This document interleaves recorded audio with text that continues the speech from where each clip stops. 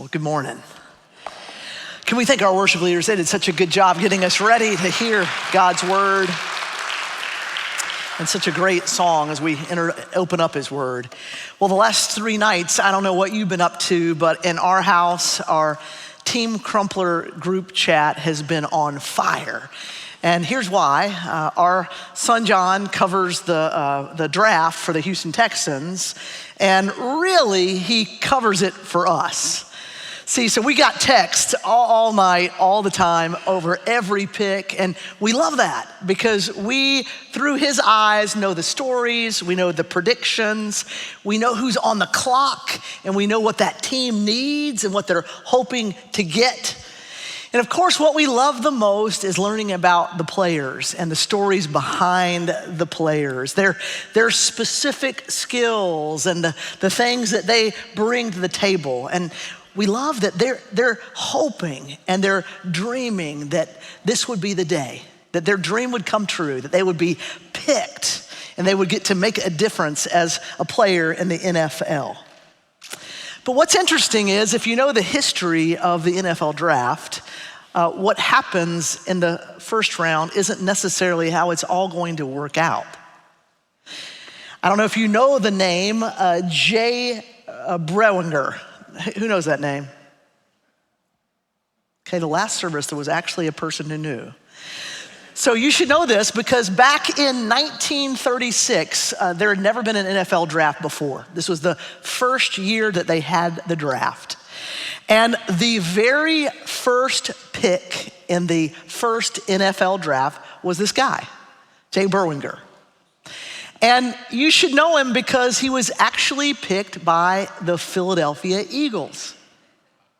Now, this guy was great. He played at the University of Chicago, and they called him the one-man football team because he ran, he passed, he returned punts and kickoffs. I mean, he was incredible. In fact, in 1936 also was the first year they gave out the Heisman Award, and he got it. So it was no surprise to anyone that Jay Brewinger would be the first choice, the first pick. In fact, the Eagles and everybody else thought he was a sure thing, that he was raised to be a star in the NFL, a star running back. But it's interesting what happened. See, everything went south after he was picked, all the hype, all the skills, all the potential. It fell apart. See, he wanted $1,000 a game to play for the Eagles. I mean, that seems like nothing now, but back then that was a lot of money. And the Eagles didn't want to pay it. So they traded him to Chicago. And he got to Chicago, and once again, the negotiations for his salary, it all went bad. And so this guy, drafted number 1 in the very first NFL draft, never played a single game in the NFL. Interesting. You never know what's going to happen. If you were to line up all the kings of Israel, and actually we're going to wrap up the kings today, so you can pray for me because I've got to get us from Solomon all the way to the Exile today. And if this is your first time coming, we are working through the entire Bible this year. And we hope you'll not only come to church and hear the messages, but there are reading plans and ways for you to engage this series. And we hope you'll do that because we can't do it all in the sermons. But today we're gonna try to do it all. And you're gonna be out for lunch, I promise. If you were to line up all the kings, and if there was a draft, one name would come to your mind as the sure thing. King Solomon, he was the son of King David. He surely would have gone down as the most accomplished king ever to rule any nation. Here's what the Bible says about him. King Solomon was greater in riches and wisdom than all the other kings of the earth. The whole world sought audience with Solomon to hear the wisdom God had put in his heart. Year after year, everyone who came brought a gift. articles of silver and gold, robes, weapons, and spices, and horses and mules. Now, I'm not so sure about the mules, but you get the idea. Solomon was the king. He was known around the world as the most successful king. Here's all the things Solomon had going for him. First, he was wise. God actually appears to Solomon and says, I'm gonna give you anything you want. What is it? Now, can you imagine God asking you that question? What would you ask for? Well, Solomon asked for wisdom. He said, I want to lead my country well. And so he got wisdom. He was known as the wisest king ever, the wisest man ever. In fact, in a few weeks, we're gonna spend one whole Sunday on Proverbs and Ecclesiastes, and we're gonna see all of the wisdom that Solomon wrote down. He was wise. But God gave him so much more than even wisdom. He was a political and a military leader. Under his kingship, the nation of Israel expanded, and it expanded in its territory, but also in its influence. He was very effective as a leader. He was also wealthy. We already talked about the mules. He was wealthy, but he had more money than any king, and that happened partly because of taxation. His nation was growing, he got more taxes, but it also happened because every world leader who came to him wanted to give him gifts. And he amassed all that. He was so wealthy. And then one more, he was a master builder. Remember from the story last week, King David wanted to build a temple, but God said, that's not your job. Your son, Solomon, will be the one who will build the temple. And Solomon did. And it was incredible. In fact, it was incredible not just because it was an amazing building, but the temple was to be the place where God's presence was going to be. Solomon had everything going for him. He was thriving.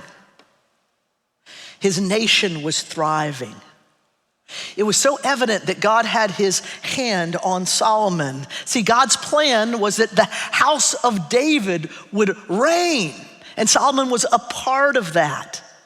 That God's covenant that he had entered into with his people would be led by King Solomon and all of his descendants. In fact, God shows up again to Solomon after he dedicates the temple. And this is what he says. He essentially renews the covenant with Solomon. Here's what it says. God says, as for you, Solomon, if you walk before me faithfully with integrity of heart and uprightness, as David your father did, and do all I command and observe my decrees and laws, I will establish your royal throne over Israel forever, as I promised David your father when I said, you shall never fail to have a successor on the throne of Israel. That's the first part of the covenant. But there's more. He says, but if you or your descendants turn away from me and do not observe the commands and decrees I've given you, and you go off to serve other gods and you worship them, then I will cut off Israel from the land I've given them and will reject this temple I have consecrated from my name. It's a covenant. And it was based on their relationship. I'm God and you're the people, and we have this covenant together. But as the years go by, Saul's job was to lead his people into this covenant. It was to lead them to understand that they were God's people. It was to lead them to follow God's ways. But as the story continues, we see some chinks in King Solomon's armor. And then everything falls apart. Here's what it says in 1 Kings 11. King Solomon, however, loved many foreign women besides Pharaoh's daughters: Moabites, Ammonites, Edomites, Sidonians, and Hittites. They were from nations about which the Lord had told the Israelites, "You must not intermarry with them, because they will surely turn your hearts after their gods." Nevertheless, Solomon held fast to them in love. He had 700 wives. Okay, let that sink in for a second. That is a lot of wives. At the earlier service, we said 700 wives is not good. 500 wives is not good. 400, 300, 200 wives is not good. 10 wives is not good. 2 wives is not good. Solomon had 700 wives and 300 concubines.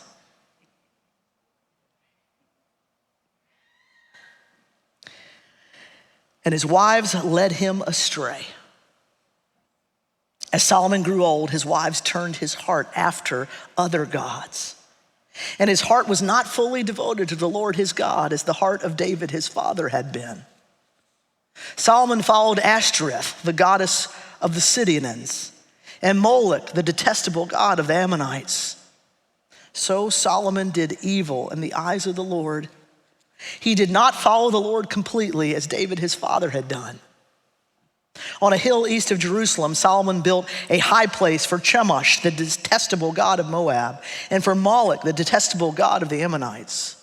He did the same for all his foreign wives, who burned incense and offered sacrifices to their gods. The Lord became angry with Solomon because his heart had turned away from the Lord, the God of Israel, who had appeared to him twice.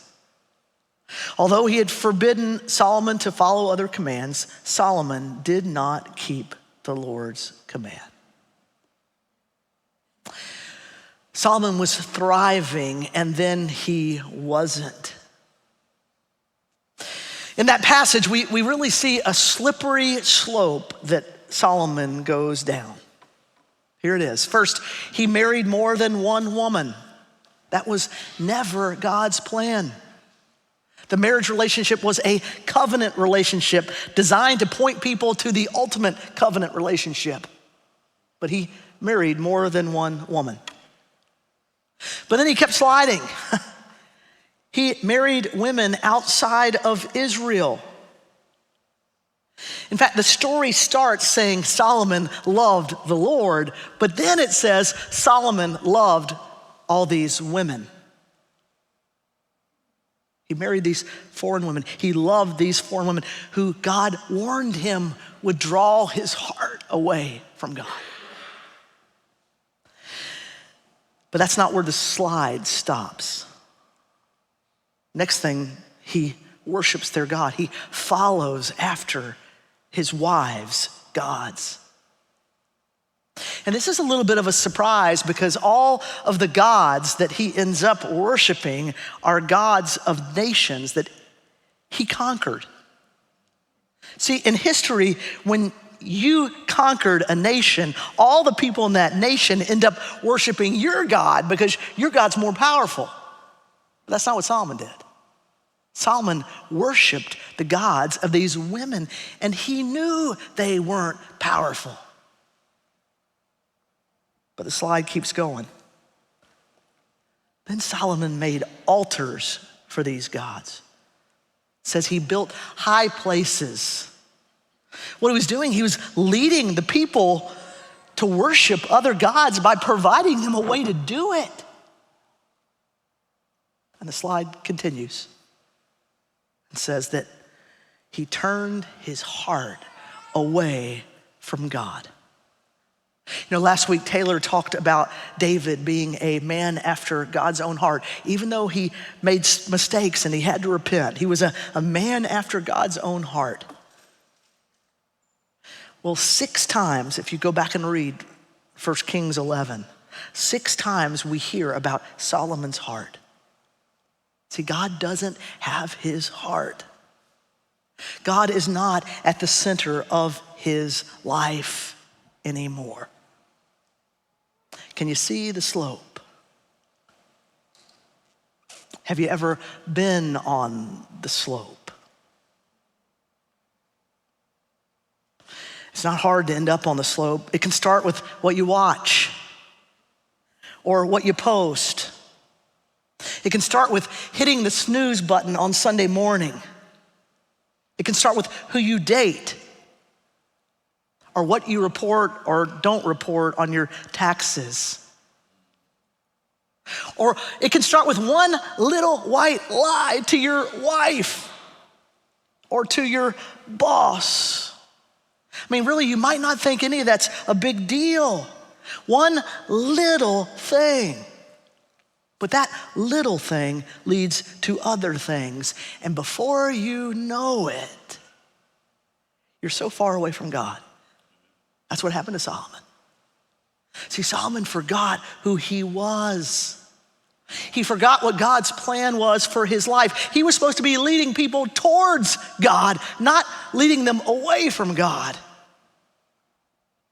And because he forgot, he started compromising. Ironically, he had wisdom. He had so much wisdom, more than any other man in the world, but he failed to apply that wisdom in the thing that mattered the most. His compromise cost him everything. He turned away from the God who had given him all things. He failed the people he was called to lead. See, it turns out you can have everything, but really have nothing. Back in the 1800s, there was this science experiment that had to do with frogs. And as an aside, no frog was hurt to bring you this illustration. Not even this cute guy. But the experiment went something like this. You would put a frog first in a pan of boiling water. And the experiment said that what would happen is the frog would leave that pan as soon as possible. But if instead you put the frog in a pan of cool water, and then you slowly heated it up, the experiment said that the frog would just stay, and that the frog would actually get boiled to death. Now, I don't know if that experiment was legit, but it leads to some great questions, right? How did Solomon end up where he was? How did he miss it? How did he get to the place where the God who he had seen in person twice, he abandoned and worshiped gods who he knew weren't legit? How did Solomon miss it? How did he get so far away from God? Friends, there are things in your life that can seem so small, so gray, so innocent. And then all of a sudden, you find yourself far away from God. God can't stand idolatry. That's just a big word for worshiping someone other than him. Remember the very first commandment they got way back with Moses in the 10th commandment. He said, you shall have what? No other gods before me. God won't stand for idolatry. And God won't stand for a king leading the people away from God. See, Solomon has broken the covenant. And we see again that we are covenant breakers. God is the only covenant keeper. Compromising has consequences. Here's what God says to Solomon. He says, since this is your attitude and you've not kept my covenant and my decrees, which I commanded you, I will most certainly tear the kingdom away from you and give it to one of your subordinates. Nevertheless, for the sake of David your father, I will not do it during your lifetime. I will tear it out of the hand of your son. Yet I will not tear the whole kingdom from him, but will give him one tribe for the sake of David my servant and for the sake of Jerusalem, which I have chosen. Now, when I read that, maybe you're thinking, man, God is so mean. God is so judgy. Like, why would he do that? Solomon was doing his best. Well, let me tell you, God is holy. He's holy. So he can't stand the idolatry. It's not in his nature to stand the idolatry. He's holy, but he never gives up either. See, when I read this, I don't think God is this vengeful God who's throwing down judgment. I think he is so sad and disappointed and heartbroken that his people who he made covenant with are turning away from him. It is grieving him. But there are consequences. There are consequences. And my goodness, the slippery slope cost Solomon. And it didn't just cost him, it cost the entire nation of Israel. See, it wasn't just unwise, it was a devastating decision. It literally ruined the nation. I mean, Solomon will get to stay on the throne, but only through his lifetime. I wonder if you've ever done something as a leader, and that decision has had an impact on not just you, but on your company or on your family or on your friendship. Well, that's what's happening here.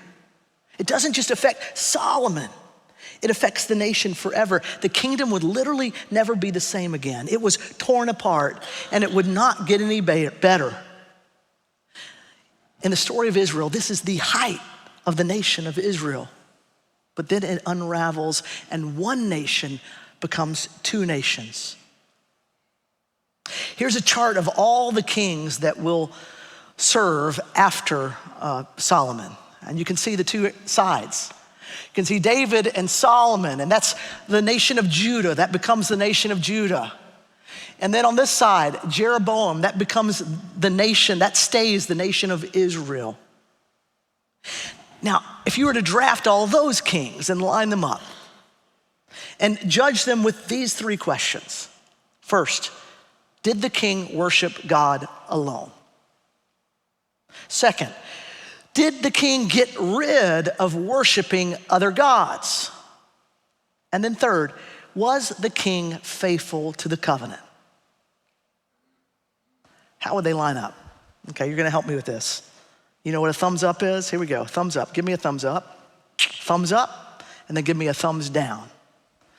Okay, let's start with Israel. This is not good. Thumbs up, give me a thumbs up. 0 of the kings were faithful to the covenant. Give me a thumbs down. 20 of the kings were unfaithful. Now go over to Judah's side. Give me a thumbs up. We got a little better news. 8 kings were faithful to the covenant. Give me a thumbs down. 12 bad kings. I mean, you see where all this is going. Every single king is prone to wander from God. Every single king is prone to go down the slope. And I want to say to you what I said when we first started talking about kings. Imperfect kings are ruling imperfect people. And all that does is it shows our need for this perfect king. And that's what we're gonna see God's plan. Now, the divided nation doesn't just end up divided, it gets a lot worse than that. They end up being conquered and going into exile. Judah will be taken over by the Assyrians, and Israel first by the Assyrians and then by the Babylonians. And honestly, once again, it kind of seems that all is lost. It's done. It's depressing. You're gonna read this week. You know, our son-in-law, John Paul, some of you know, he works for Chick-fil-A. And right now, his assignment with Chick-fil-A is to work on their supply chain in Atlanta. And it turns out that it's a pretty big job to make sure there's enough chicken and waffle fries and everything else they serve in all the different stores. It's a huge deal. Well, a few weeks ago, they launched a new product called Cherry Berry. Here it is. And man, this product, it went crazy. And John Paul spent the entire weekend trying to make sure that this stock was moved here and here and here and here because they were running out of this. As we keep reading the Bible and we see how everything goes down, do you ever wonder if God's love is just gonna run out? Do you ever wonder if God's just gonna get tired of it all? That he's just gonna walk away because of how bad it's gotten? And maybe you think that God has already walked out on you.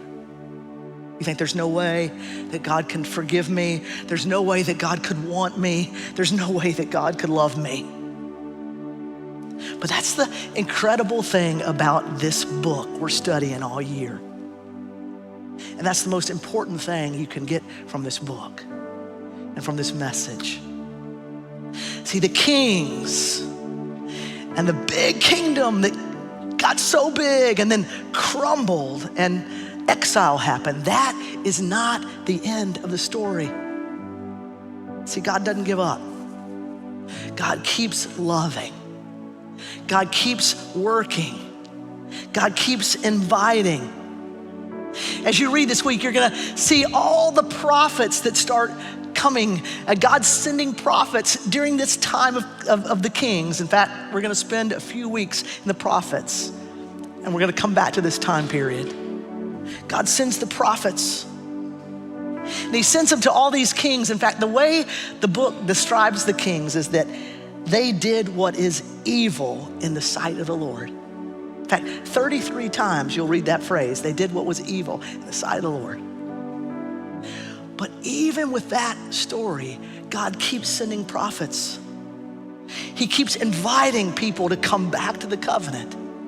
He keeps reminding people that if they will submit their life to God, it'll be different. But here's a spoiler alert, and you're not gonna be surprised. The prophets don't really work either. See, it's gonna take a perfect king in the line of David, and he's coming.